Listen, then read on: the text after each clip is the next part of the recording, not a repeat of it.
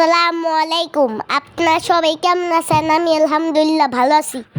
আমি আগের ভিডিওতে বলেছিলাম ওখানে খুবই গরম ছিল, তারপর আমি পাঞ্জাবি চেঞ্জ করে গেঞ্জি পরেছি। তাতে আমি অনেক ক্লান্ত হয়ে গেছি। এখানে আমার এই লাইটিংগুলো খুবই ভালো লেগেছে। তারপরে এখানে কিছুক্ষণ ঘোরাঘুরি করলাম।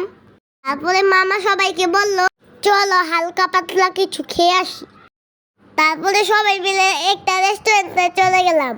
আমরা সরাসরি রেস্টুরেন্টের দোতলায় বসেছি। এই দোতলা থেকে পুরো পদ্মা ব্রিজটাই দেখা যায়। তারপরে মামা চাপ আর লুচি অর্ডার করলো। মাংস ভাজাগুলি খুব ঝাল ছিল। আমি খাচ্ছি আর একটু পর পর পানি চাচ্ছি।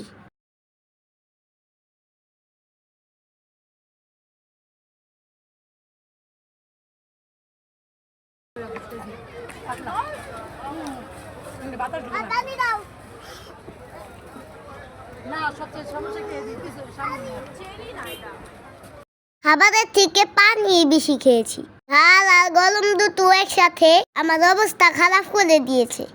মনে চাচ্ছিল পুরো বোতলটাই খেয়ে ফেলি, কিন্তু এখানে যেই জিনিসের দাম, সবাই মিলে আমরা 3টা বোতলের পানি শেষ করেছি। তারপরে আমাদের পানির তৃষ্ণাও মিটেনি। সবাই ভালো থাকবেন, সুস্থ থাকবেন।